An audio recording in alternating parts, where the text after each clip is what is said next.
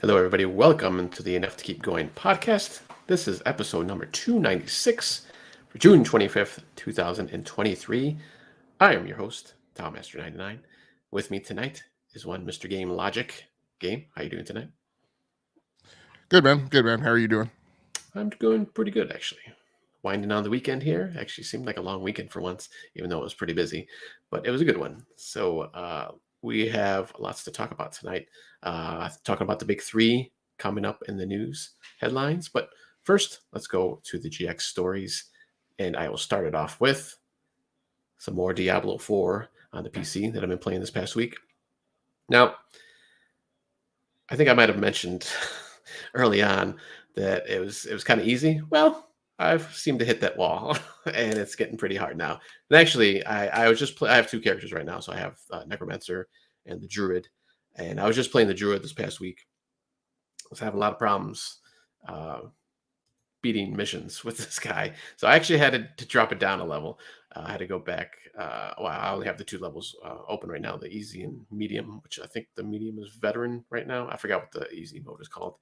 But I had to drop back down to easy just because I was getting like absolutely wrecked when I was trying to pretty much do anything, even like side missions, which I was like, all right, I'll just do some side missions because I was trying to do some story missions and it wasn't working. So I was like, I'll do side missions. Those are even worse. I was just getting like, it almost seemed like um, I had like a party that I was playing with because there was like so many enemies that they were throwing at me. It was just unbelievable. So I had to drop it down, and it seemed now that it's actually a little bit more manageable now. I can actually handle the enemies. Uh, and with the druid, he doesn't really have any like summons or like a necromancer can. You know, he's summoned skeletons and reapers and all this other stuff. But I did happen to get a helmet or some kind of like crown or something that actually gives me two wolves. And even with those guys, it was getting pretty hard for me. So I was doing that. I was just trying to get through the some of the story missions. I did a couple story missions, and then I started doing some more of the side missions once I dropped it down again. So just kind of going through that with my druid right now. I'll probably try to bump it back up to veteran once I get back to my necromancer, which I'll probably do this week. I was trying to like every time I played, I would kind of like switch back and forth. But since I was having such a hard time, I was trying to power through it, but I was just like I couldn't. And I even at one point I refunded some of my abilities that you can do, which is actually kind of nice to do that. And it's like I don't know, like 45, 50 gold or something. And I have a good amount of gold right now, so I was able to do that. And I took out the I think it was a werebear stuff that I had kind of bumped up, and I was kind of throw it into other stuff, and I still wasn't working. So. Um, but yeah, like I said, I've hit that wall, and I don't know if maybe it's just the build, and just because the druid, maybe I'm just not used to it. Maybe I'm not putting in the right perks and stuff like that. But I'm kind of more of like I don't like to use guides and stuff if I don't really have to, especially with that kind of stuff. I just kind of like to fool around with it.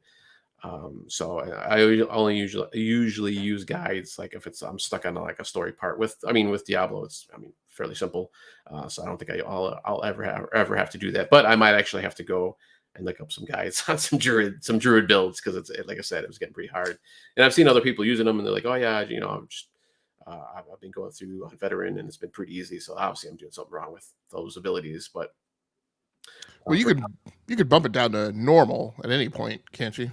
yeah, you can just do it anytime. Yeah. And then I think the other thing is, and I think you're stumbling upon it.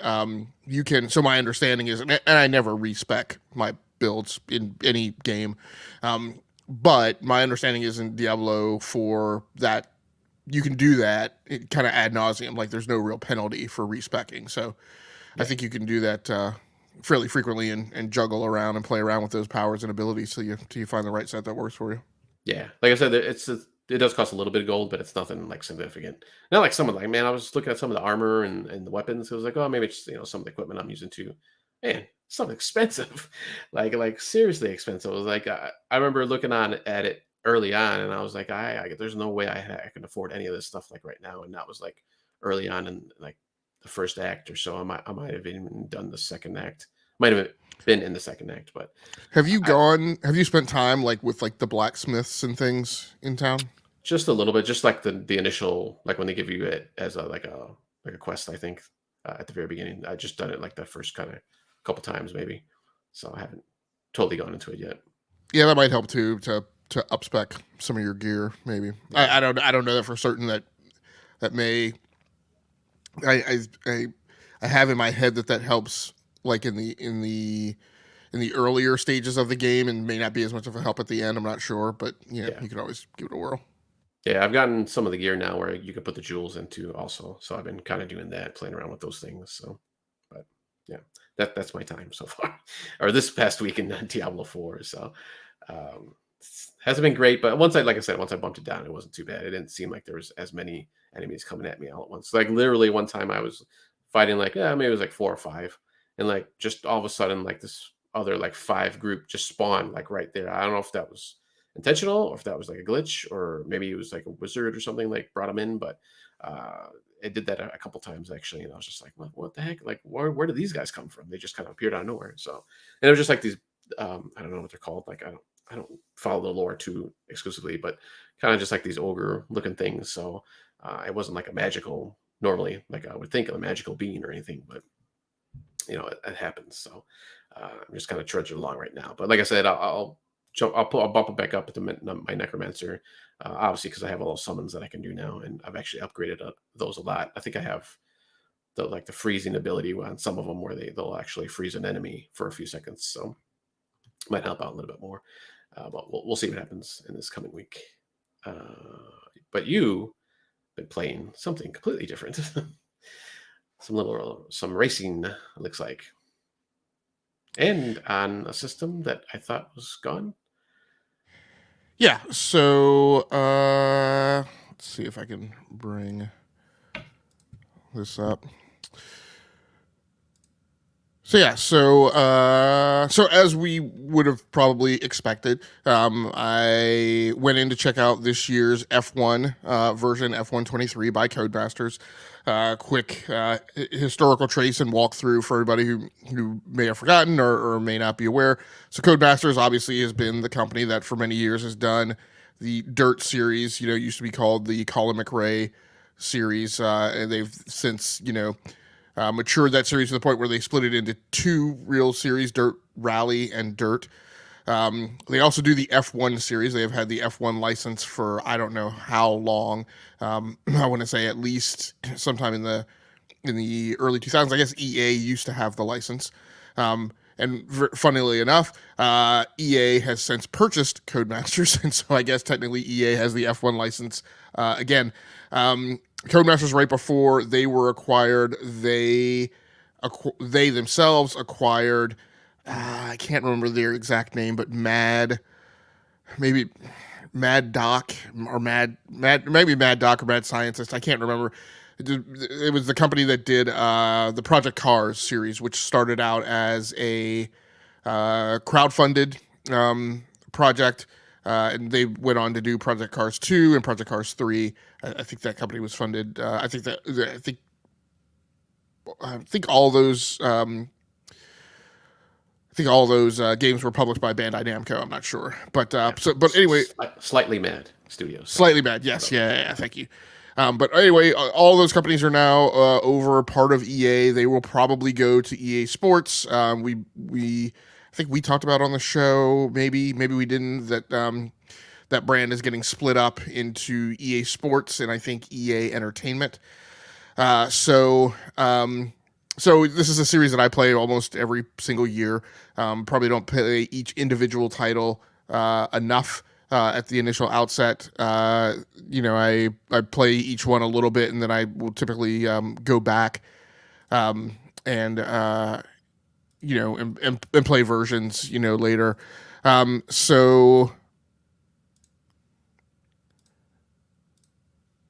Sorry, just bring up the other clip here. So went in and checked this and picked this up and check this out this year. Yes, I am playing it on Xbox. I went back and reacquired an Xbox Series X. Actually, the day of the showcase, right before the showcase. Actually, watched the showcase on the new Xbox Series X. The series continues to evolve. A little bit, a skosh each year. I mean, the key thing here is as you're for the video video for the audience viewing the video version versus the audio version. I mean, the thing that obviously, you know, F1 does is it just conveys incredible, you know, feeling of the speed on track. Cars typically, you know, go around the track, you know, in speeds like 170 to 200 and sometimes in excess of 200 miles per hour. Here, this clip is me. I guess this is practice session 2 on the Jeddah circuit in Saudi Arabia, which is a street circuit. And so when you mess up, you will typically impact a wall, which is which is not a pleasant occurrence. Actually, I think I scraped the wall a little bit here on this run, which was my best run. I wound up this race in 10th position. But it just happened to not incur damage. So, you know, small changes, you know, a little bit of tweak each year. This one, I think you guys have heard me talk in the past few years that the practice programs constantly change has kind of been the biggest move. This year, all those practice programs are still there. The fuel conservation program, which used to be just like the bane of my existence, it was always just so ridiculously difficult. It's been simplified over the last few years, but the way they're doing the practice programs this year is I thought that they had eliminated some of the modes because I'd seen them take modes out in the practice programs, but it turns out what they've done is they rotate them. So as you go into each practice session for each track, all of the available practice programs are not there. There 3 of them are available at a time. They're all there in their entirety, but they rotate each track. So that's interesting, you know. And I thought that they had taken out the track acclimatization program, which is kind of this practice program that really teaches you each track in particular. Because like that Saudi track that you just saw me on, I've never raced that track over, you know, 10, 15 years of playing this series. So the track acclimatization program is really good because it forces you to drive the racing line and hit speed gates. So you're forced to go around to pass the program. You're forced to go around the track on the specific racing line and hit the gates at the appropriate speeds to actually, you know, to count, to maximize your points. And those points then help you, you know, accelerate your research and development because each week in between each race, you're working on the car to tweak it and make it a little bit better. So, it has the same kind of franchise mode that it's had for the last few years, which is what I play, which is a mode where you go in and you play basically the lead driver, but also the manager of the team. So you're able to make all the decisions and all the funding, you know, participate in personnel decisions, make all the R&D decisions, etc. It still has. I've talked to you guys over the last few years over how they've put in this kind of, you know, what NBA has done, what NBA 2K has done, and what Madden has done. These kind of story-driven campaigns where you're developing a character. There are, you know, cutscenes and things like that. I think it's called Speed Break or something like that this season. So that's still in there. I've never touched that. There was a point in the series where that was in there. You had to play it until you got to Formula One. And so basically what they did was they started you off in Formula 2 and they had kind of that, you know, that drama and scripted like campaign stuff in there, and you had to play through that. But over the years, they've broken that out as a separate mode. So now that's a completely separate mode. Like I said, I don't play that at all. I don't know if that's the only way for you to start your career in Formula 2 now, because I just don't know what the structure of that mode is. In the regular mode, they've toyed with allowing you to start in Formula 2 and then graduate to Formula 1. That's not in there anymore. So if you take that route and you take the straight stick campaign / franchise route, you start immediately in Formula 1. So that's where I've started this year. It's you know, it's a great game. I really enjoy it. You know, lots of people go a lot deeper. I've been reading up on it. There are lots of people who are super wrapped around the axle about the way ERS is not perfectly replicated in the same way that it actually works in Formula 1. I stumbled across a thing because I had been trying to use ERS, especially on that Saudi Arabia circuit, because you really need it to help get around the track at speed. But it turns out ERS doesn't work in qualifying, and I didn't know that. So I was like fiddling around with the controller trying to get ERS to work, because it's a pain because to access like the controls that are normally on a Formula One wheel, when you're on a controller, you have to hit the RB button, bring up a menu, tab around the menu while you're driving the car at like 200 miles per hour, tab around the menu with your D-pad until you find the right select. On PC, you have voice commands, so you can actually give voice commands to it. I will probably double dip and eventually get this on PC, but I'm just playing it on Xbox right now. But I'm having a great time with it. This year, I think the one change I've made is I normally play the races at quarter length. So usually it'll be like 10 laps for a race. But now I'm playing them at 50% of their regulation length. So now it's, 20 laps or more for a race. Typically a 15 or 20 minute session. And my hands now are kind of like Clay Morrow in Sons of Anarchy. I'm on the controller when I'm on the controller for that long, particularly in a death grip kind of game like Formula One. My hands are aching by the time the session's over. So, but I'm having a good time. Newtonian in the chat says, "What's up, Game Logic?" Hey, Newtonian, how you doing? Mutual from Twitter said, "My buddy Amber loves F1. I don't think he plays the games per se." Yeah, and that's the thing. Like the experience here, and I'm being affected because as I've talked to you, Tao, and DBQ. One of my objectives this year is I want to spend some more time with sports games because I used to play sports games a lot, and I've dropped off of them. In the last 10 years or so. And a lot of the sports games I used to play, I used to then be a fan of those sports and follow those sports. But I don't now. So, I used to be a hardcore, Formula One watcher and I don't follow it. So, it's a little weird kind of coming back to sports games when you're not as big a fan of the sport and you're not watching it all the time. I'm experiencing that a little, with MLB The Show. I've never been a huge baseball fan, but I've sometimes, paid attention to it, on I think on the Nintendo Switch. I'm playing the Nationals on the PlayStation 5 and playing the Cincinnati Reds on the Nintendo Switch. So, I've seen, in recent news that, I can't remember his name, but a rookie, first name is Ellie.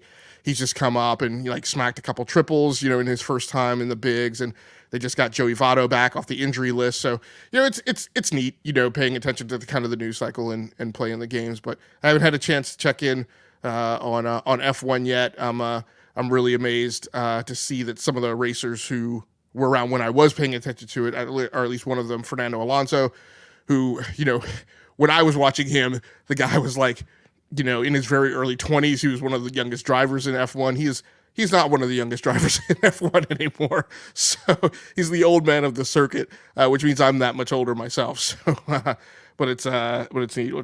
Newtonian says, "Have you tried the Super Mega Baseball series?" So Newtonian, I have played Super Mega Baseball 3. I have that on PC. It completely snuck up on me, and I didn't even realize, we talked about it on this show, that while the showcases were going on, it had kind of gotten by everybody that Super Mega Baseball 4 was coming out this summer as well. It just came out, I think, a few weeks ago after MLB The Show. So, the one that just really looks really good. I have not had a chance to check it out, but I probably will. I've commented about, when I played Super Mega Baseball 3 on this show before, what I've commented about is, despite the fact that it's kind of chibi art and kind of cartoony, that game is super complex and offers the same complexity as MLB The Show does to a certain extent. I have not ever played it on console, so I don't know if all those bells and whistles there that are there on PC. But I'm definitely looking forward to checking it out. Nice. So when you're playing F1 or actually any of the racing games, do you have, I know you go through kind of like the campaign or just through the normal racing, but do you ever go online? Or I'm assuming there's online racing with F1. No. No. No. Okay. No, because from playing a lot of online games, I both play a lot of online games. There are just some online games that people take super seriously. They're careers for them. But then also, like with most sports games, and I don't know how it is with Formula One, but, I don't play sports games online because at least what I saw of it was, everybody likes to go for the money plays, so there's not a ton of complexity. So you can watch an online game of Madden and see people run like basically all of like 4 plays, and I'm like, no, I'm not particularly interested in that. In Formula One, it would just be one of those that my sense of it is the people who are playing online are super hyper specific about like the rules. And I mean, back in the Xbox 360 days when we used to play Project Gotham Racing online and Forza Motorsport online, our thing was, look, kind of pay attention to the rules of the road. Don't be shouldering and rubbing everybody, people in the corner to get by. And that was kind of our gentlemanly rules of the lobby. But it was also accepted that like if you made a mistake and got into somebody, like you could just apologize, right, and it would be fine. Like if you did it 2 or 3 times, then okay, But my sense of it is, as I played some of those, as you get to play with randos more, you get people who get super wrapped around the axle about stuff like that, and I'm just like, that's not really the experience I want. Like I'm not, I'm not looking to be hauled off to the side to go see the marshals, for accidentally getting into somebody, in the course of a race. I just play for fun. Yeah, no, I get it. Yeah, it's different than like if you're just doing like Call of Duty or something like that, or a shooter. So yeah. All right, cool. All right, let's jump into the headlines. First up, we actually have Nintendo Direct from this past June. Actually, just passed this week. They actually had a Direct finally. It's been a little while, so I'm going to run through these real quick. If there's anything you want to talk about, just let me know. Stop me real quick.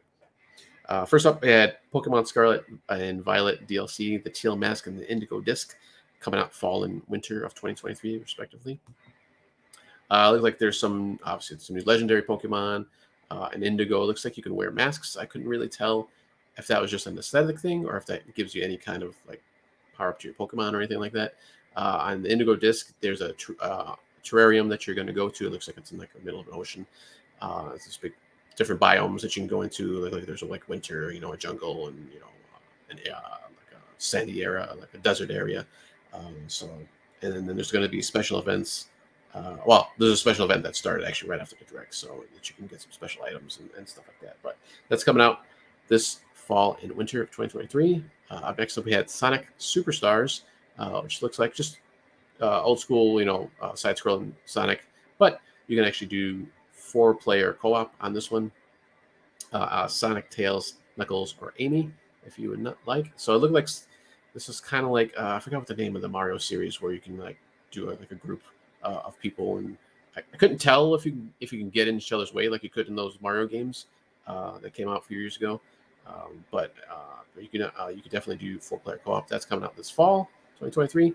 I got Palia, just kind of I guess it's one of the cozy games, kind of just like decorate and build and farm and cook, do all these kind of like mini game things and explore the world. I actually had signed up for the beta for this on PC, but I never did get in, which was kind of interesting because I was hoping I can get into that one because it looked really good. But it's coming out for the Switch holiday of this year, 2023. Up next, we got Persona 5 Tactica, so a tactical base Persona game that is coming out November 17th of this year. Physical pre-order for the physical edition went up that same day as the Direct, so you can probably still find that somewhere, possibly. This is kind of more of like kind of the chibi kind of graphical style for this game. And it's got, obviously, since tactical games, kind of that isometric, top-down view. Up next, Myth Force, which I think at one point we were going to try to play, I think on PC. I forget why we didn't. I don't know. Can't remember why. But so it's this first-person, I didn't say shooter, but first-person roguelike adventure kind of animations, kind of like that Saturday morning, like kind of He-Man-ish, She-Ra kind of type of fantasy aesthetic or theme. That's coming out. That has drop in and out co-op also, and that's coming out soon. So I didn't really give any kind of particular date or time period. We have some Splatoon 3. Their next Splatfest is ice cream, vanilla. Ice cream is the theme, so it's vanilla, strawberry, and mint that you can pick from or vote to.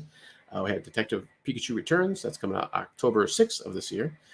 Super Mario RPG, and it looks like it's a remaster, I guess. I was going to kind of try to look for that get some more information. But that's coming out this year, November 17th.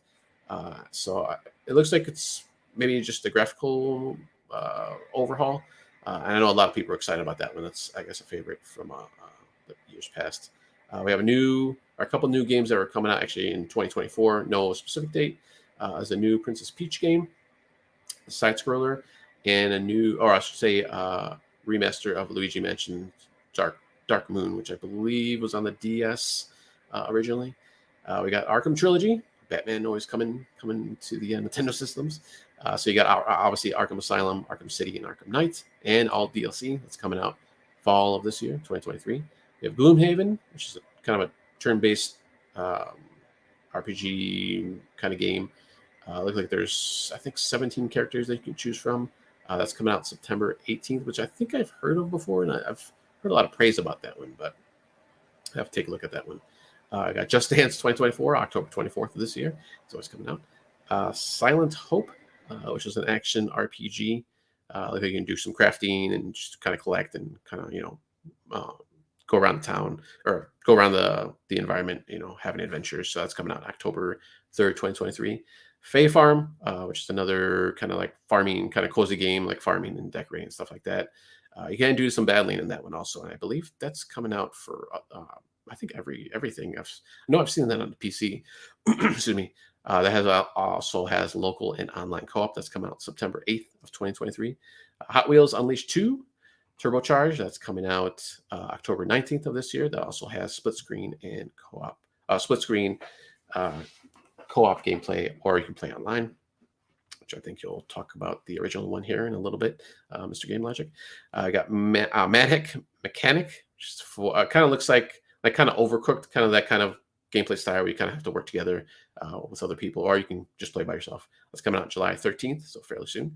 We got some DLC for Mario and Rabbids Sparks of Hope. So Music World, and that's coming out. Actually, it came out later that same day of the Direct.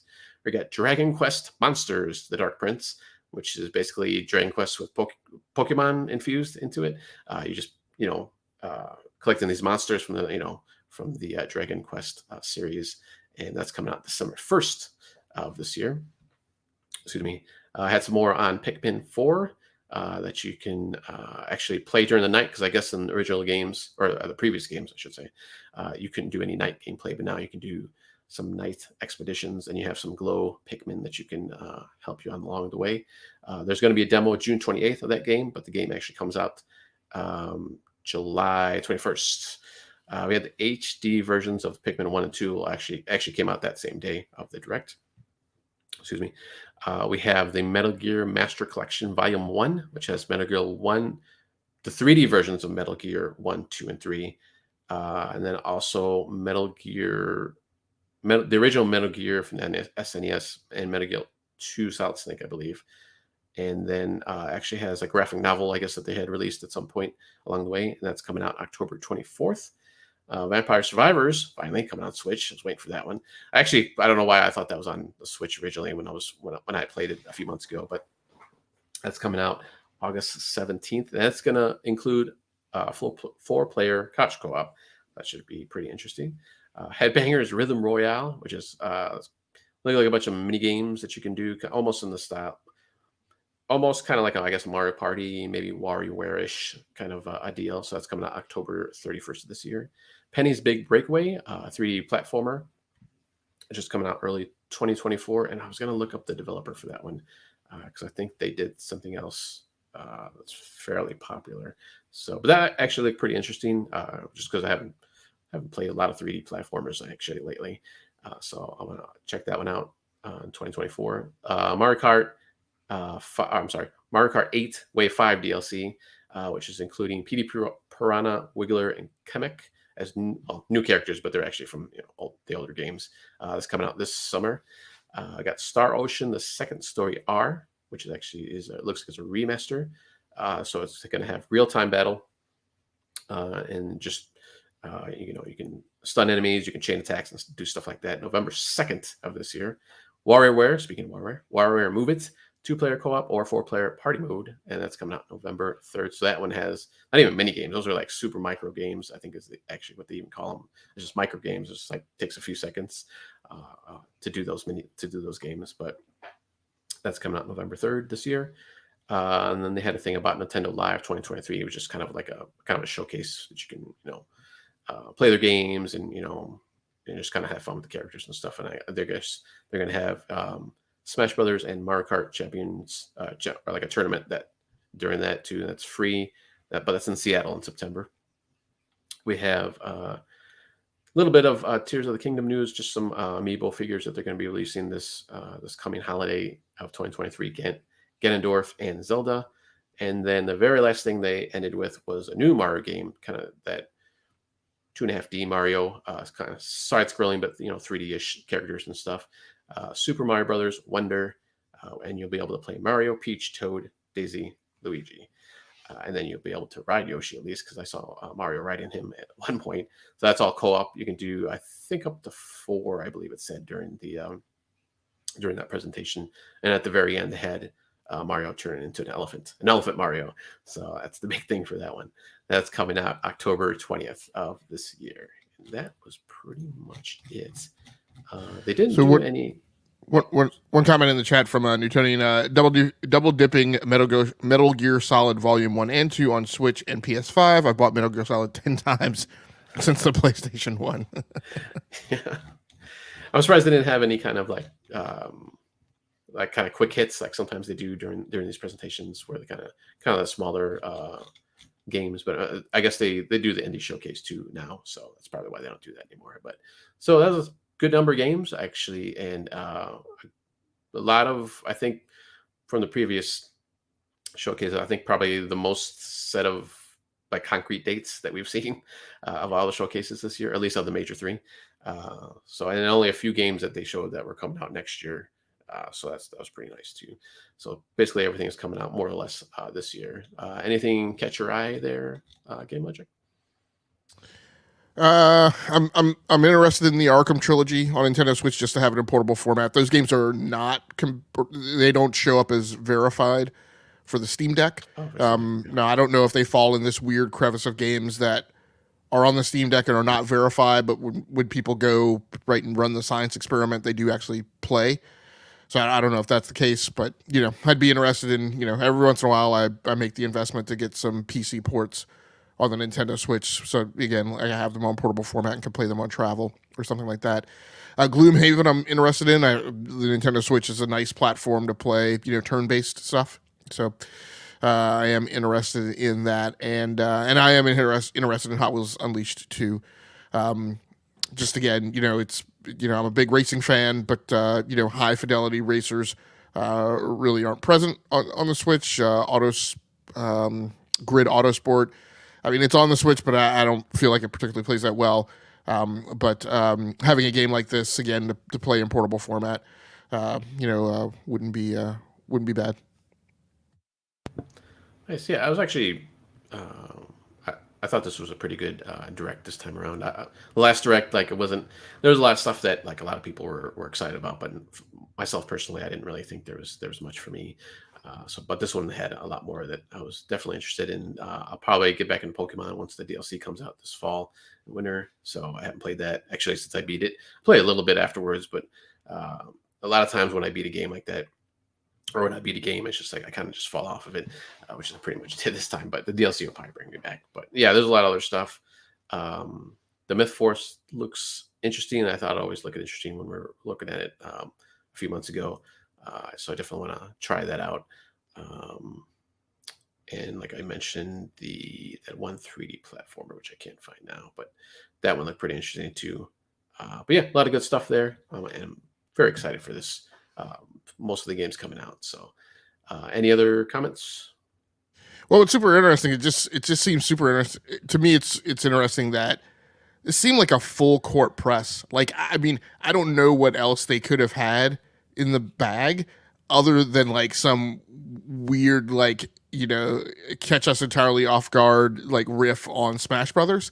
But it seems like, I mean, you've got Pikmin, you've got Super Mario, you've got Mario Kart 8 Deluxe DLC coming out. I mean, on one hand, maybe it looks like they're flushing the production pipeline in preps to get like their next console out, but I feel like there certainly appears to be more in the bucket, right, coming down the pike for the Nintendo Switch than we're accustomed to in terms of the way it's kind of normally been kind of paced and kind of ladled out and spread out between big releases. But this just seems like there's a bevy of stuff coming for that platform, first party stuff coming for that platform, over the next year. So, I mean, maybe that bodes well for Nintendo Switch successor, but then again, maybe not. It's so hard to tell with those guys.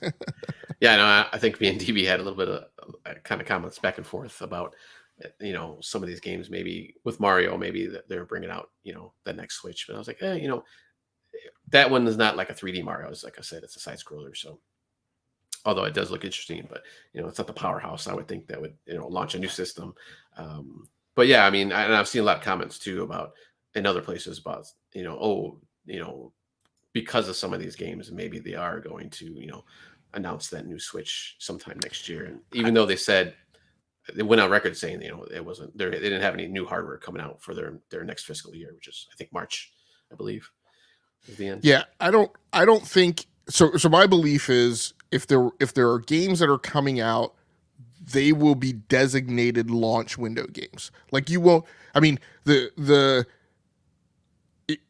if you follow that hypothesis all the way out, then what people are suggesting is that some of these titles are actually being worked in secret for the next gen console, and the next gen console is gonna like shadow drop with like some 2 or 3 months of heads up that it's coming out. I don't think that's the case at all. Now, I do think where we could see this in the same way that we saw with PlayStation 5 and Xbox Series X games, where those games that were in the last vestiges, like Tilu 2 and Ghost of Tsushima, it didn't happen with Tilu 2, but it did happen with Ghost of Tsushima, where games that are like the last gasp of that console generation, will be ported to the next console with feature enhancements, and so that could happen. But I think whatever the next Nintendo Switch thing is, it will be very deliberate. It will be very dedicated, very carefully articulated hardware delivery, right, for the portfolio. It will be now this is dangerous. I'm going to suggest that it will be carefully messaged how this thing blends into the portfolio. I may have to back off that. I'm going to say it this week. I'm going to ruminate it over the next week, because as I say it, I get worried as I'm saying it. I think we've had on this show, we've had to kind of pull apart tangible evidence that we've seen in the portfolio to make sense of what Nintendo is doing in terms of some of its properties that would normally have been DS titles coming to the Switch. Like, Nintendo has not articulated that, right? But like Advance Wars 1 and 2 and Fire Emblem Engage, and I think there was one other title that we picked out. Like, and I think maybe probably the Kirby titles. Like, those are titles that I'm like, okay, we've talked about it, and through that discussion, we've come to the point where we've said, okay, these titles probably would have been Nintendo 3DS titles, right? And they're probably still kind of regarded and thought of as kind of the handheld titles, the handheld part of the portfolio, right? This lower threshold of titles. But Nintendo has never really messaged that and told that to us. And I don't think they necessarily will this time, but at the upper level of the portfolio, right, how this Nintendo Switch Plus, Nintendo Switch 2, what that will mean in terms of, are they going to bring it in and still sell the Nintendo Switch, right? Or are we actually going to see SKUs superseded?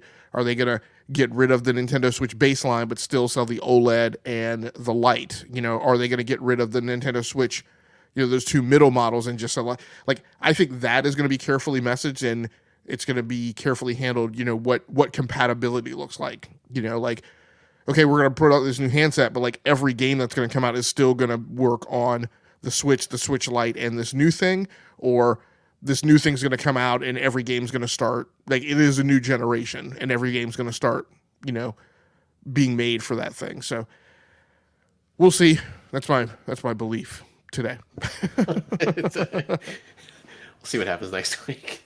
Yeah, I can't see them doing like a shadow drop of an actual system. That just seems ridiculous, especially for Nintendo. I don't think anyone's ever any kind of done that. Well, I mean, maybe some like The closest thing was the Switch, right? Because we didn't really get Yeah. confirmation of the Switch. We got rumors of the Switch at the tail end of 2016. yeah, there's a lot. We got the official announcement at the beginning of the year of 2017, and then the thing came out 3 months later. Yeah, I could see him though. That was the other thing too. Excuse me, that me and DB were talking about. Were like, what is that next system? Like, is it going to be a Switch 2? Is it going to be something completely different? Is it going to be, a combination of, once again, of something like this, of console and regular console and handheld. So, and we were going back and forth, and I just said at the end, this is Nintendo, so you just throw your hands up and it's like you never know, because you never know what they're going to do. I would hope they would keep some kind of hybrid console like that, because it just kind of makes sense, especially with Steam Deck and what was the new one that came out, the Asus one, The Asus ROG Ally. ROG. Yeah, you got all these systems coming out, and they're super popular. Obviously, Steam Deck is, and Asus seems to be doing fairly decent. I guess I haven't heard anything.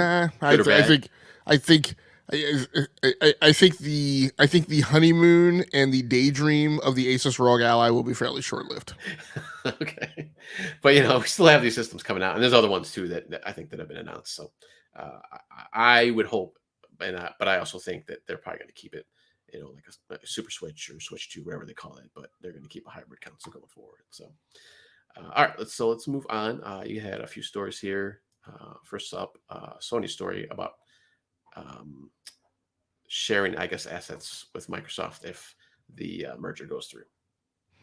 Yep. So this news story from over on Kotaku, Sony won't share PlayStation 6 info with Call of Duty devs if owned by Microsoft. PlayStation boss Jim Ryan and Activision will be cut out of early development planning. This story by Ethan Gatch.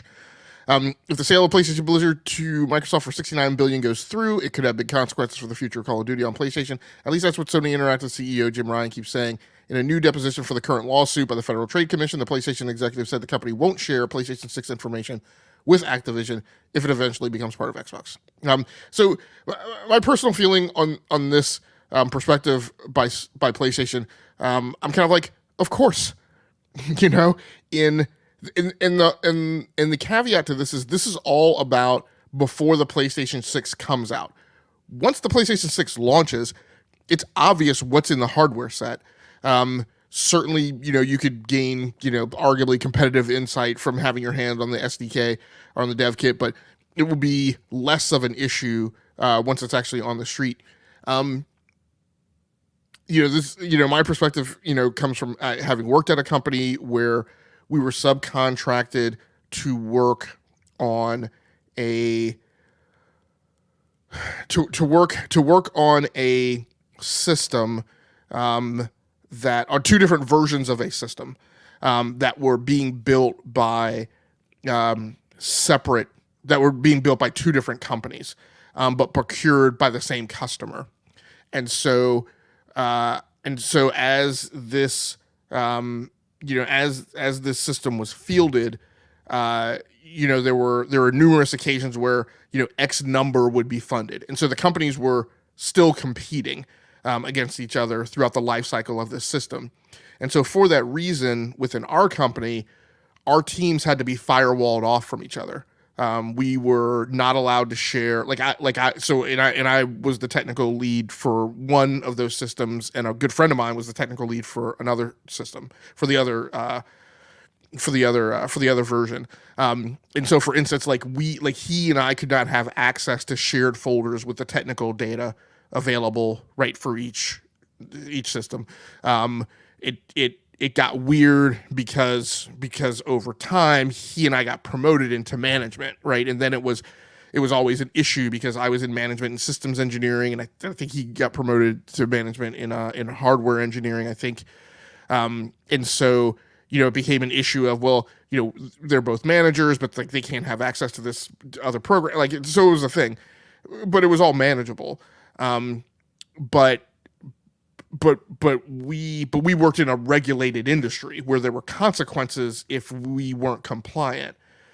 You don't have that here. This is a commercial industry, so it would be quite clear that PlayStation would not want to give advance knowledge to a corporation, to a part of a corporation, where information could get leaked, whether intentionally or by accident, and have people gain insight into the plans, right, for the PlayStation 6. So it wouldn't surprise me that they would want to withhold it. What does that mean? That means for the Call of Duty version that would be launching the same fall as the new consoles, that version on PlayStation 6 either wouldn't be there. It would be the PlayStation 5 version, and then it would be on Sony to make it run on the PlayStation 6. But it would be a less than the version that was on the Xbox. And then you toss your hands up and say, well, one view is to say, well, whose fault is that? Obviously, probably, arguably, maybe that's PlayStation's fault for making that choice. But then you say, is it a matter of whose fault it is, or is it just part of the domino effect of this merger being allowed to go through, right? And the disruption that it could cause in the industry. So I don't necessarily come down on which, on there being a right or a wrong, perspective on it. The actions by Sony in this case, to me, make clear and obvious sense, and I would doggone sure do the same thing. Because I don't believe that there's any way that you give a dev kit to Activision and no one from Microsoft ever lays eyes or has information about that dev kit, or is never part of a meeting where something is blurted out that somebody shouldn't hear. And now this is the other thing, is if you, again, talking about working in a regulated industry, but if, in the industry that I work in, had I become aware of information for the other program, we would have had to report it. It would have just kicked off a bunch of red tape that none of us wanted to deal with. But the consequences of not reporting it, right, are severe. Again, this is a non-regulated industry. Agreements would probably have to be signed that would say Microsoft would have to report, such a leak or a compromise happening. But what are the consequences of that? Like, I don't really know that there's a stick. And so, again, Sony's incentive would be, we're just not going to take that risk. So to me, it's less a matter of blame, and it's more a matter of, well, that's just the natural, falling of the leaves, if this thing goes forward, and what is that going to mean, to everyone? I don't know. What are your thoughts on it? Yeah, I mean, like you said, I don't blame them at all. Saying something like that. The one interesting thing too, in a little later in the article, is there was a redacted section of Ryan's testimonies, kind of mentioning about Minecraft also when that was bought by Microsoft, and kind of similar things, but they didn't actually go into detail on what happened, what that was. But obviously, Minecraft's still being supported, on PlayStation side. But like you said, this is just initially when those dev kits are going out and we don't know anything about the PS6. Obviously, they want to keep their secrets, and once that happens, they can always release the HD version for PS6 or whatever the TV equivalent is at that point, or just upgrade it afterwards. So I mean, I don't think it's a huge deal. Obviously, and I didn't really see any comments either way, on this article, in other places or anything like that. So I mean, I think it kind of just makes sense that they're gonna keep that close to their vest. So it's not a big deal. Well, I think it came out later in the week that of those sections that were redacted, I think PlayStation's actions were the same when it came to Minecraft. That any versions of Minecraft that were coming out the same year that the PlayStation 5 launched, they held back on giving Mojang dev kits, and so those versions had to be optimized later and wound up running behind. So for Minecraft, you're right. Like, I don't think that's that big a deal at all. For Call of Duty, that's a huge deal. And Ryan also mentions in that article, as we've kind of talked about before, probably what we would expect to see is eventual erosion of all of these perks and benefits that that Call of Duty players on PlayStation get, right? Like I'm playing Call of Duty Modern Warfare 2 this weekend because it's double XP weekend. You have and it's a free trial weekend. And on PlayStation, that starts a day early. So that started on Thursday, whereas everybody else, right, it starts on Friday. You get the 25% XP bump when you are playing in a PlayStation party on PlayStation. There are extra skins, extra levels, extra modes, extra LTEs, extra LTMs, things like that that the other platforms don't get until a year later. There are extra loadout slots. So we would expect those to eventually go away. The cascading and the unraveling of this is, that's interesting to speculate about is, okay, so PlayStation doesn't give, and let's wipe the board of all these like commitments, 10-year deals and blah blah blah, because the other thing that came out this week is Phil Spencer doesn't have at his level within the company as an officer, he doesn't have the authority to commit Microsoft to binding agreements while under oath. So what he said, about his commitment to keep Call of Duty on PlayStation really doesn't mean anything. So PlayStation doesn't give Activision the PlayStation 6 dev kit in 2028, right? When the PlayStation 6 is notionally going to launch. So 2028, Call of Duty, whatever, Modern Warfare 7, right? Whatever, isn't optimized for PlayStation 6 when it launches. So now it's a year later. Activision has this huge production pipeline. It sings and hums on this battle rhythm that requires consistency. There's no way that you ever catch up for that. You don't give me the dev kit and then I'm going to come from behind and suddenly optimize it for PlayStation 6 after you launch it. Yeah, no, that's not going to happen. You're just not going to get a PlayStation 6 version of that game that year. Hello, welcome to the club. Next year when we start working on Modern Warfare 8, right? We'll try and slipstream you back. Now, then again, you look at the unraveling. Okay, now I have 6, 7, 8, 9 teams, however many are in Activision. Let's say Microsoft adds whatever. I have all these teams who are maintaining these versions of Call of Duty for this platform. Am I now going to rewicker and plan to onboard a new platform for the next version? Or do I just make the decision, I skipped your platform last time. I don't know that I'm going to be bothered next time, right? All of these things have the consequences in these falling dominoes things where I'm like, stupid games get stupid rewards, So I mean, not to say that PlayStation's decisions are stupid. They make sense, but I'm like, the consequences of this whole thing kind of unraveling as you go down the field are super interesting. Now by that time, does PlayStation have enough time to have Fair Games and Concord and Marathon and all of their games as a service things in play? And does that make any sense? Has XDefiant taken a chip out of the Call of Duty, monster that it is? I don't think so. I doubt it. I saw a lot of players grousing about skill-based matchmaking, and I see a lot of players, again, grousing about skill-based matchmaking, but because they feel like it's a crutch. And I'm like, okay, so there's a certain class of, let's call them elite player, who stays engaged with the game without SBMN because they're able to go online and seal club a bunch of people who aren't at their skill. But so you guys are the top 10%. The other 90% of the players who are looking for games to play, they don't want to play that. So have fun playing Call of Duty by yourself, right? If they strip SBMM out, which XDefiant, I guess, doesn't have. So my point being, I don't know that you're going to see a ton of people on board into XDefiant if they've got, an SBMM option in Call of Duty.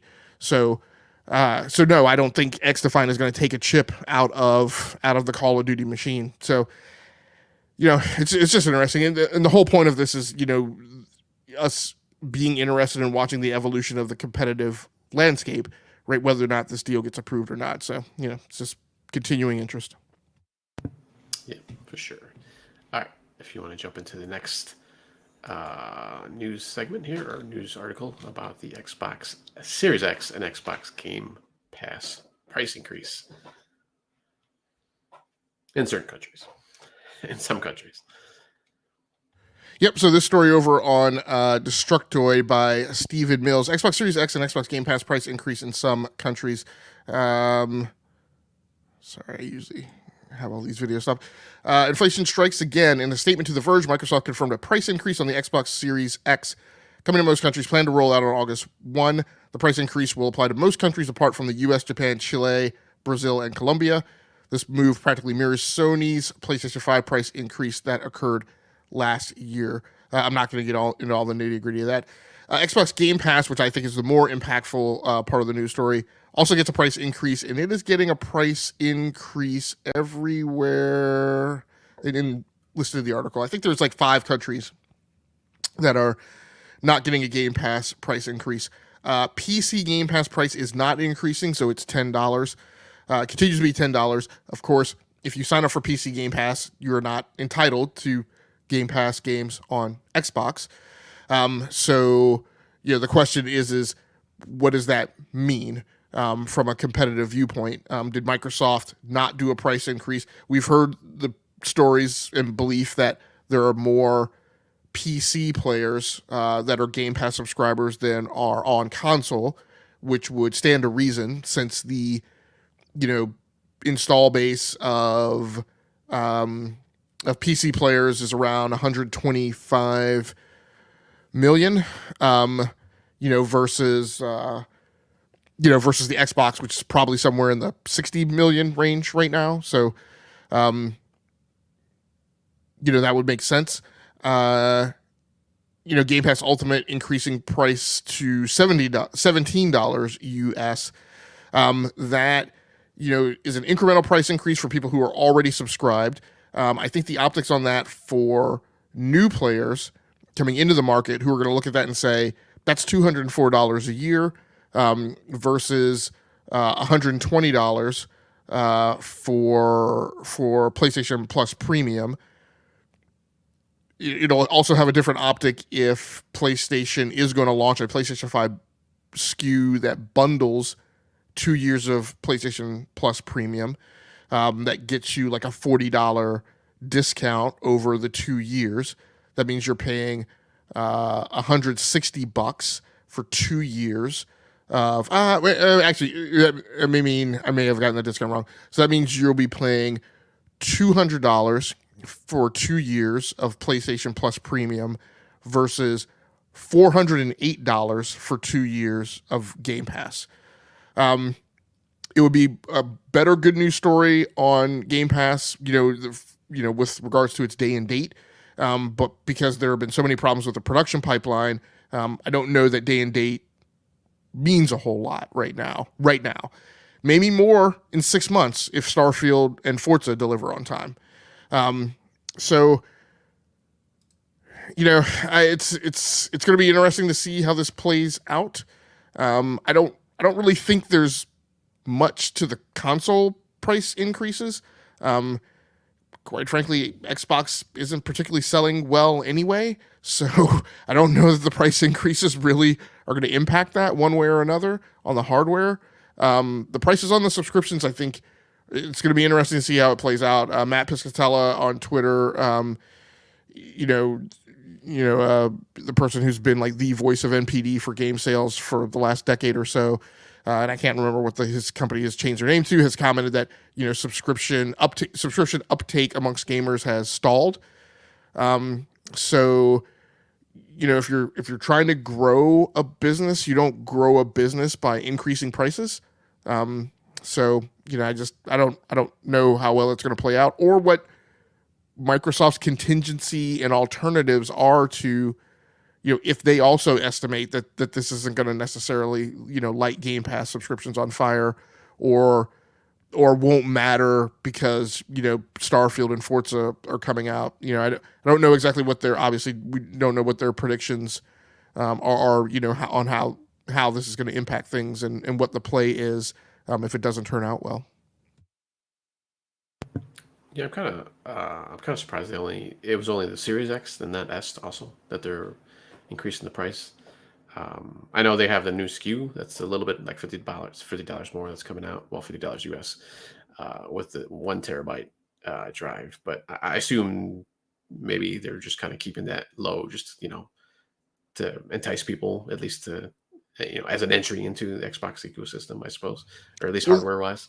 Well, there's two things. Like one thing is what we don't know what the SKU, what the product lineup plan is when the new SKU comes out. Like, Microsoft has historically taken the route that when a new SKU comes out, the old SKU just goes away, right? So my expectation would be that the original baseline Series S is no longer going to be available, and they'll sell through inventory, and then this is going to be the new thing. What we don't know, and I just wish Microsoft would just say it, because I think this would clear up so many things.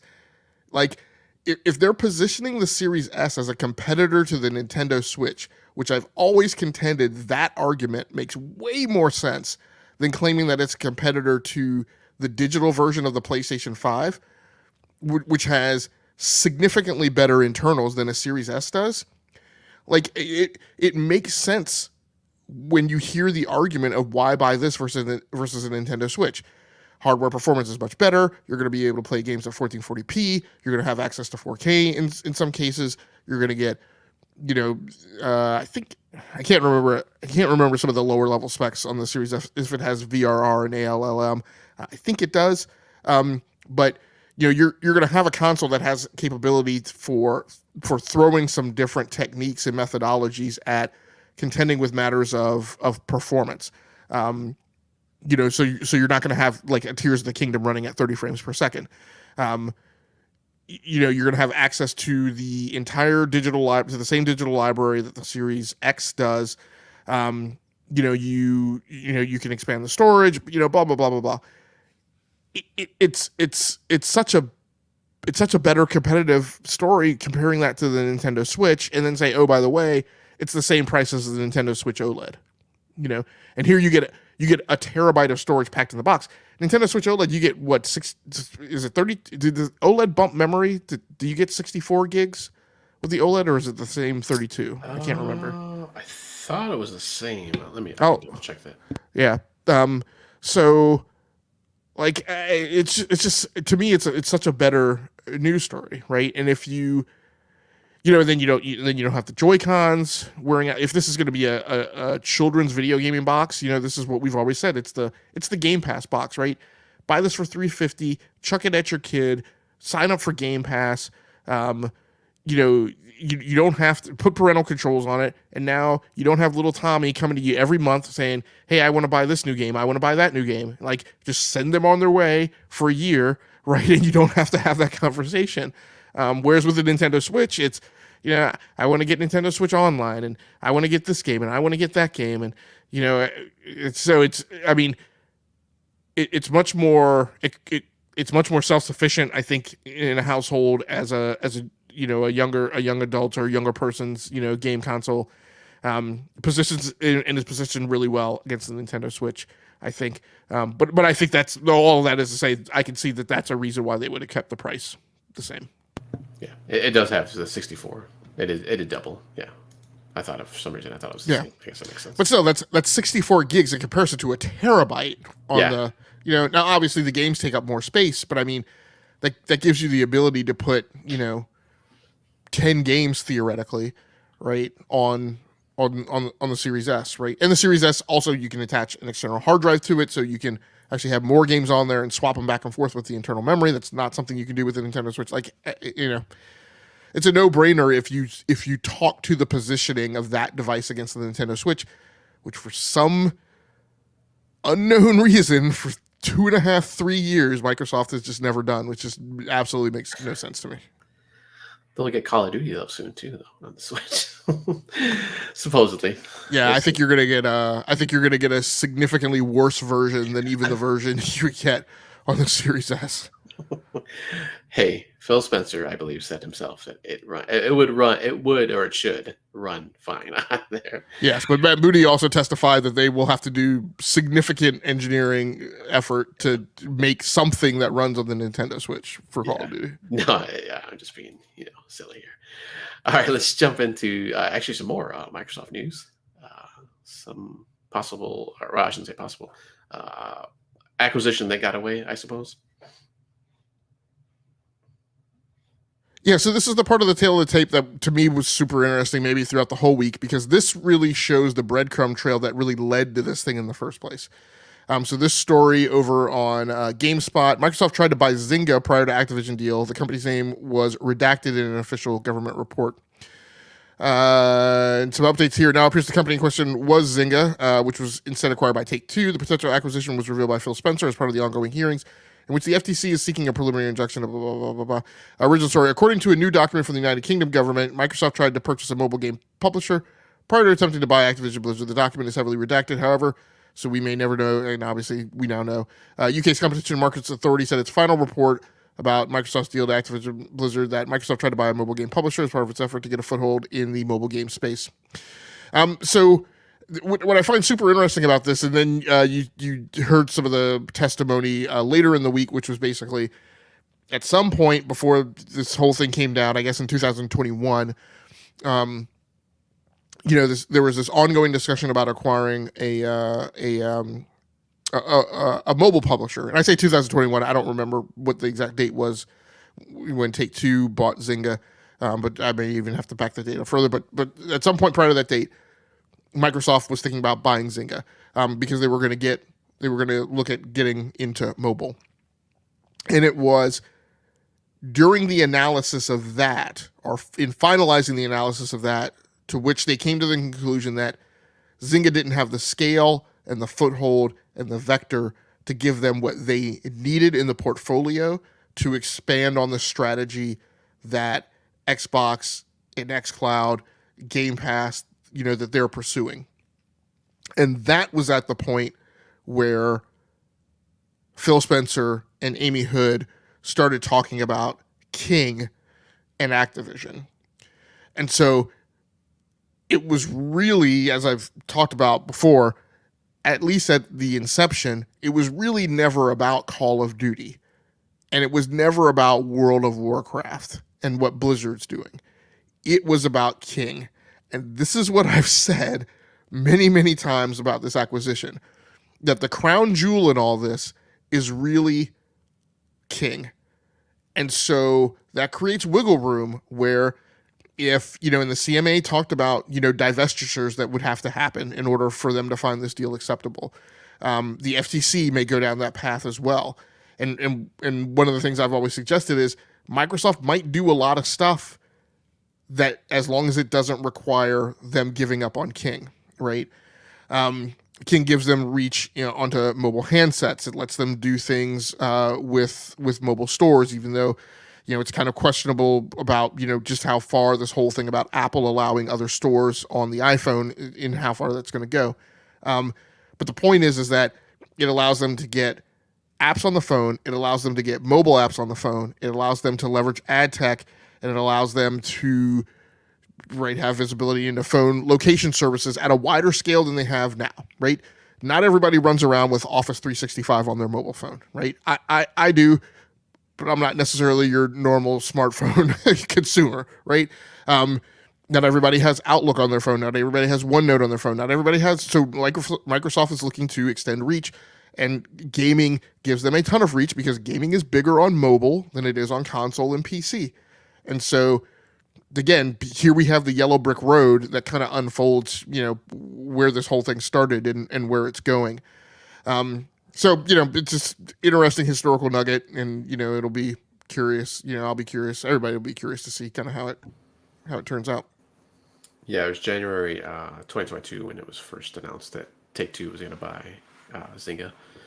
And then later that year, I think they finalized the deal in 2022. So, kind of yeah. And then, so Take-Two announces they're buying Zynga, and what miraculously happens shortly thereafter, or about the same time, was Microsoft announcing they want to buy Activision. Yeah, I always forgot. I always forget they had King.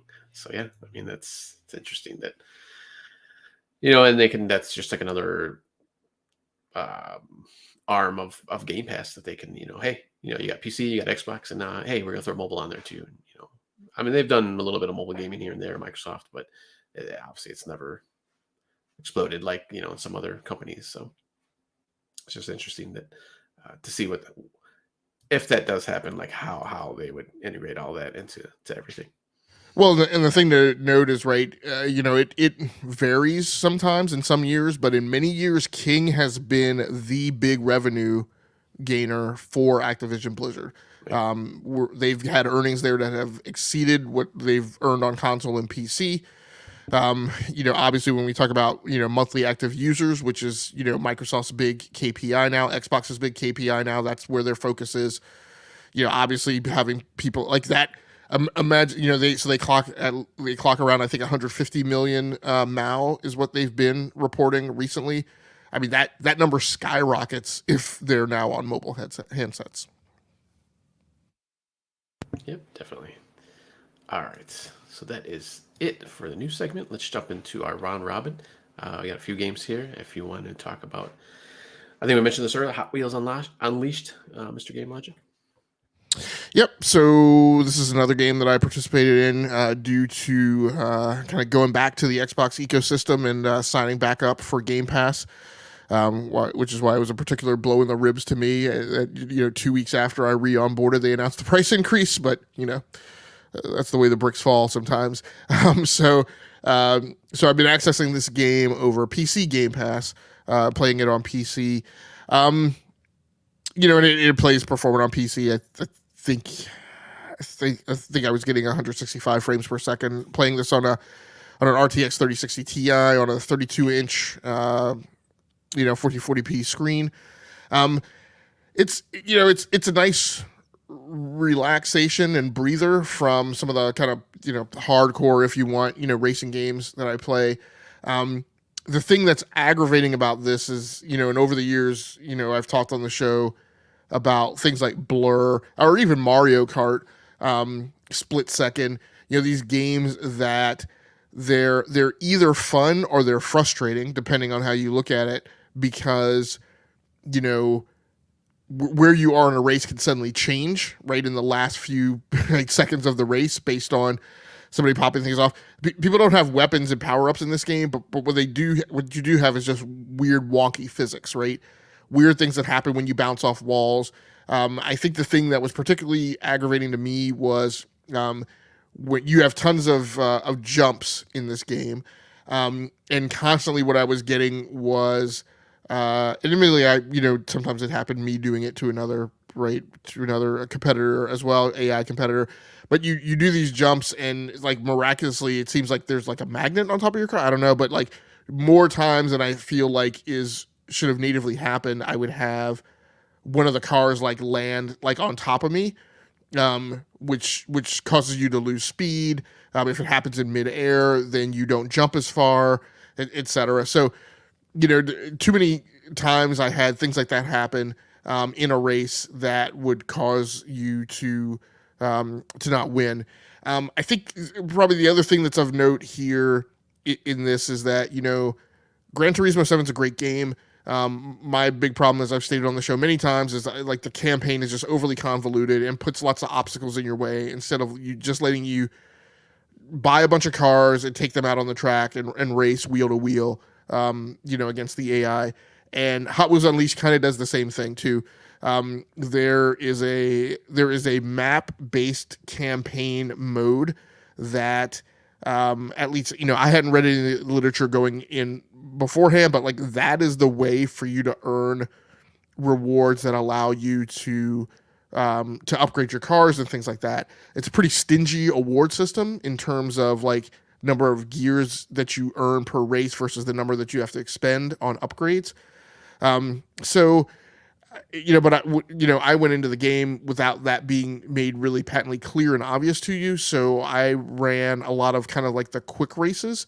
And like I said, it didn't necessarily paint the picture for you that like you had to do that thing, because it just, that board thing just doesn't come across as like the natural. It seems like maybe like a thing for kids. Like it doesn't really come across as like the main way that you would really want to play the game.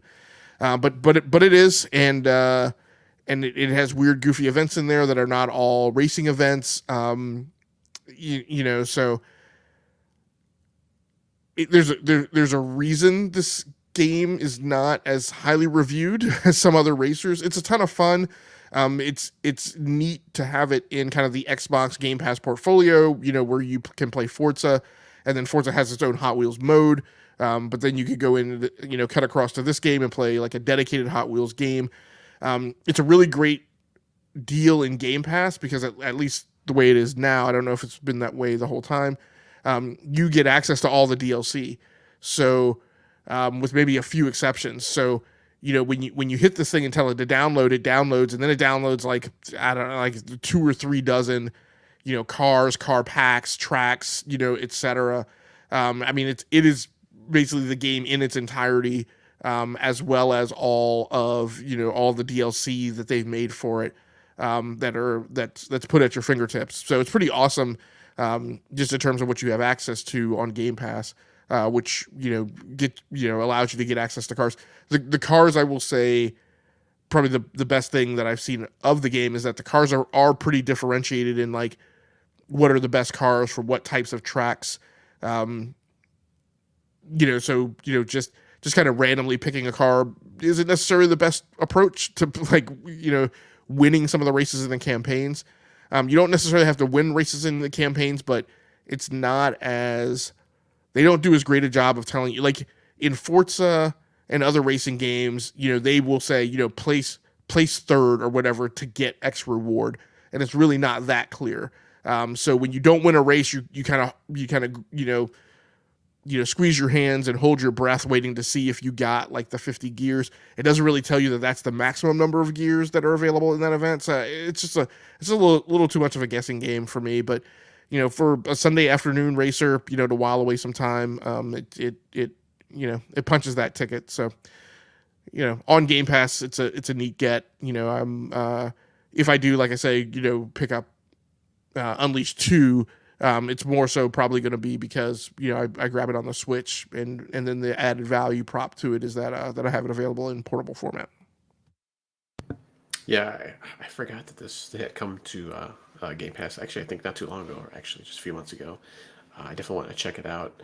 I had watched some gameplay, just people playing it, on YouTube and stuff like that. And it seems like the controls seem like,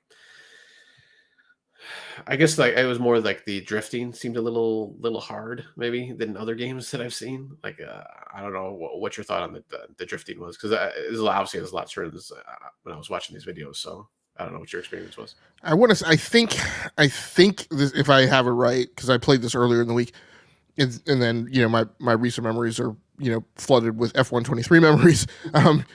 I think this is a game where to break the wheels out, you have to like double clutch the speed. And so it's not a matter of hitting the brake. And I don't know that the game has an e-brake to cause the back end to slide around. So I think what you have to do is you have to get the nose over, get into a turn, and then kind of blip the speed to really force it to drift. But I think you can gain a handle on that pretty quickly. It takes you a few races, right, to figure that out. But I felt like once I figured it out, you don't have to drift every single corner. And I also wouldn't contend that like drifting is the way to win every single race. There are some corners where that's beneficial. I don't know that it's beneficial every single corner. It doesn't. I guess drifting is a way for you to earn speed boost back, and that is definitely a key element in the race. Which just if you're coming at racing from a purist view, then obviously purists like hate speed boost. So I don't necessarily hate it, but I recognize the kind of crutch that it is. But you just have to figure out how to use it in a race and keep things kind of even between you and the AI. So I don't know. That's going to hit people, a certain way depending on kind of what their desired grift is. How is the AI? Is it rubber bandy like in kind of Mario Kart can be sometimes, like where all of a sudden they're giving you the blue shell and just all kinds of different power ups. Obviously, I don't think there are power ups in this one, if I don't remember correctly. There's not power ups, but what I will say is they're not necessarily rubber bandy, but they're just competitive. I mean, for me, like every race that I won, it was a white knuckled event. Like there was no, like even in Formula One. This is pretty true to life. In Formula One, typically what happens is the person in first place typically gets off to a lead and they're just gone. Like there's a gap and like nobody, but like the intense battles will be between second and seventh. Was when you'll see like a lot of kind of people really fighting it out. But I like in Forza too. I noticed Forza, like if you hit the lead, then you're pretty much set for that whole yep, race. yeah. But no, I mean every race that I did win, there was somebody hot on my heels like all the way through. And there was always the potential that you were screwed something up. I mean, and that's one of the things I would say in this game too. Like making an error is also just kind of the game is very unforgiving. If you bump a corner or miss something, you're probably not gonna in the final lap you're probably not gonna recover. So you may as well just start the run over. Yeah, and maybe not a question for this type of game, but wheel support. Do you know? I don't know if it has wheel support. I would not. I mean, given the physics model that I experienced, I would not. I would never play this game with wheel and pedals. I was curious too going into it, but I was like, after playing it for a while, I was like, nah. I am probably going to. This is probably the generation where I'm just going to bite the bullet and I may just wind up having two wheels and pedals. Because you can't get compatibility across.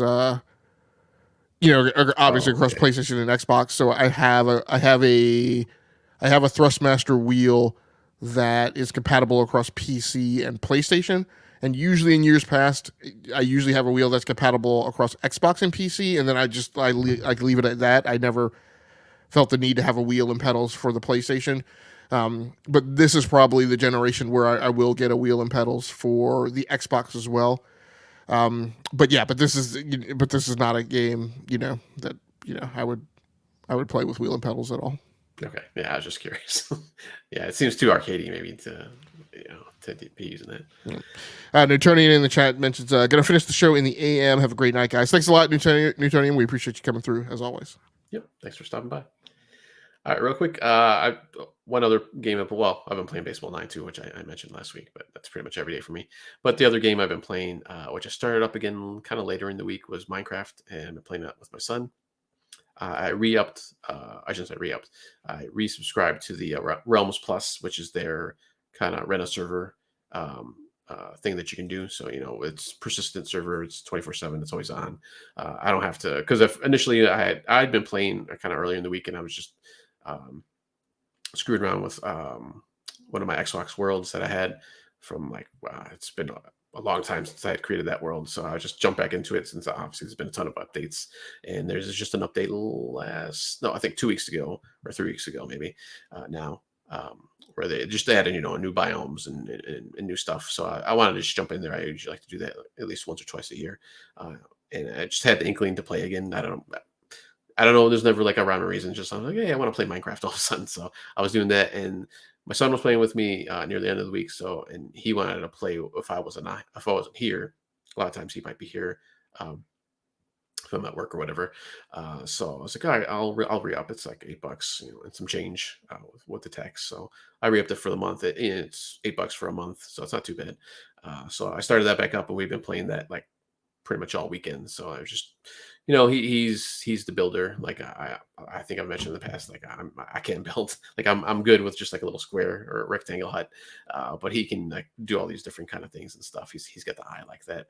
I'm more of the getting materials and just going around the area we're at, just go on exploring and stuff like that. So we've been doing that, just kind of back and forth. And I mean, if he needs something, I'll go get it and go grab it for him if I'm not doing something else. So excuse me.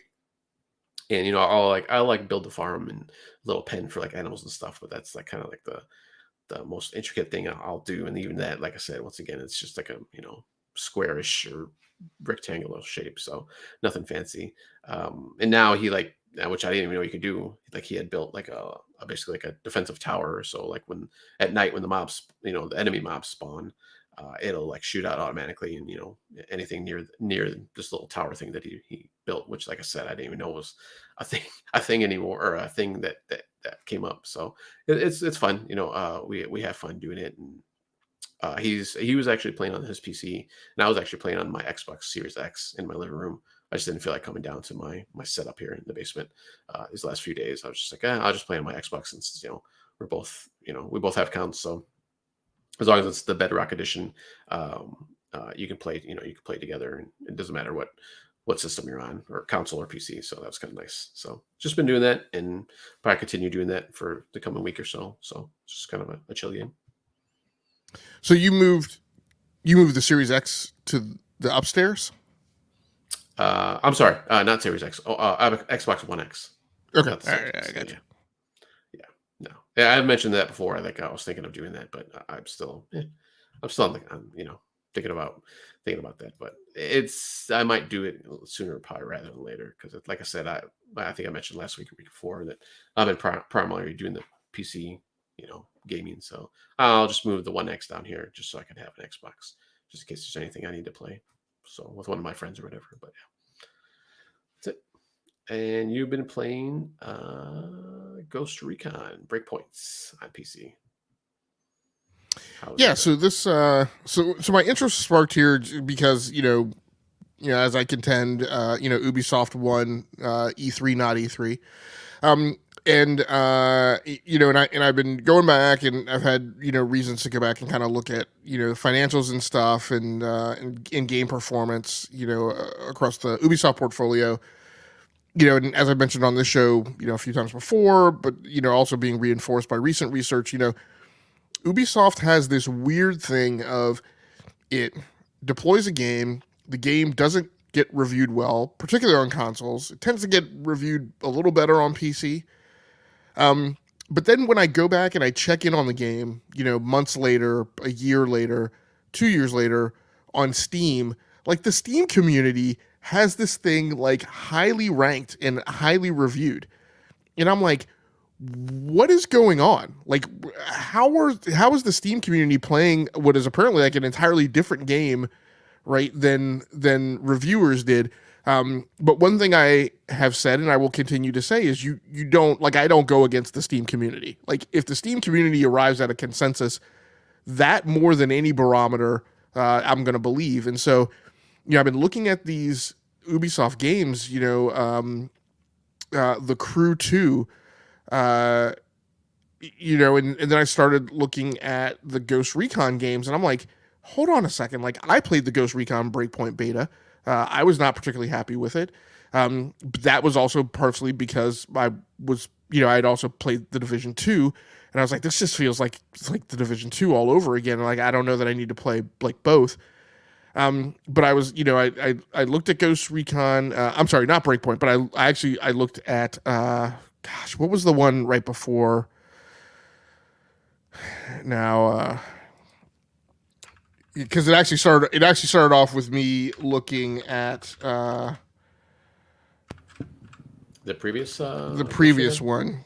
Wildlands. Yeah. Yes. So sorry. So it was Wildlands that I was looking at on Steam. That was reviewed pretty well by the Steam community, and I was gonna get Wildlands, and then I was like, I'm not absolutely. And then I looked at the date, and it was I think that's a 2017 game, and I'm like, that's not the last one. That's not the most recent one. So I was like, oh no, Breakpoint was the most recent one, but and it is only available on.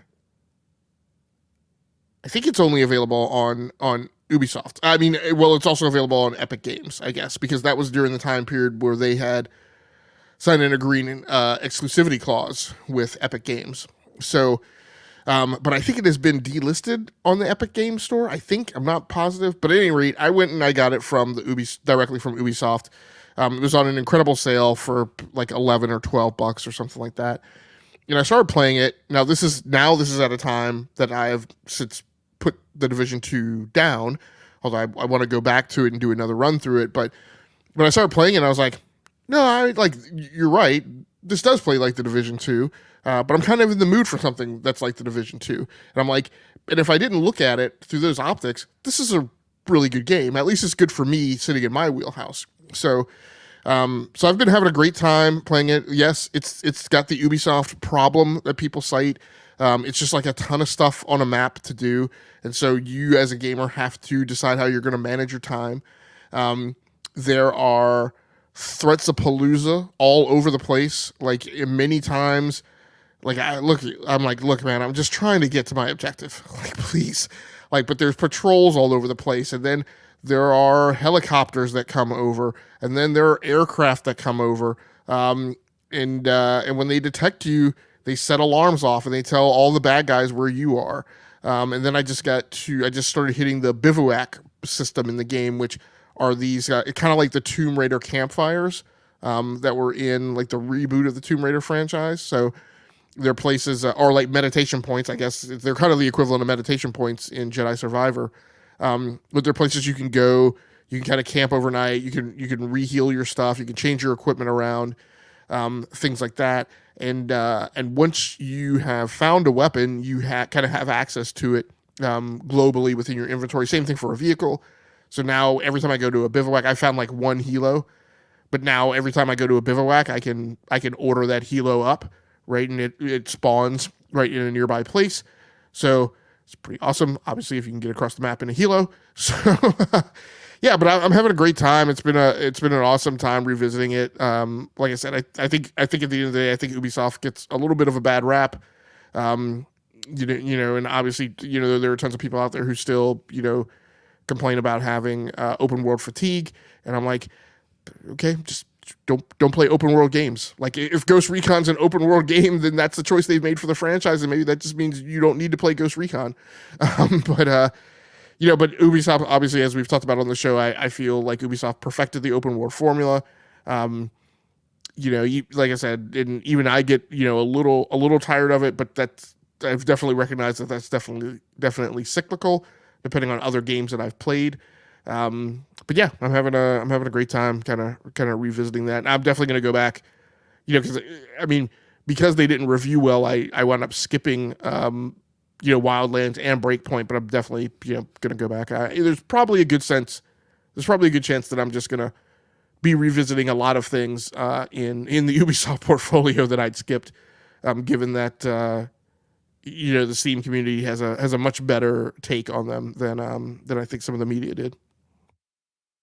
Nice, yeah. I'm glad you're enjoying it. Yeah, I mean, even when it first came out, like I knew it reviewed like pretty bad, but the community that I saw, even on consoles, I always thought people pretty much they enjoyed it. I mean, it wasn't anything too different from Wildlands, which I got to get back to, which is another game I got to get back to. I was playing that one, but yeah, I mean, I don't know. I think it's just like you said. Like it's obviously if you play like all these games, all these open world games, you're gonna get tired of them eventually. I don't. I can just keep playing them, but it's just like I said, a cyclical thing. So, anything you got coming up this week that you're gonna be jumping into different?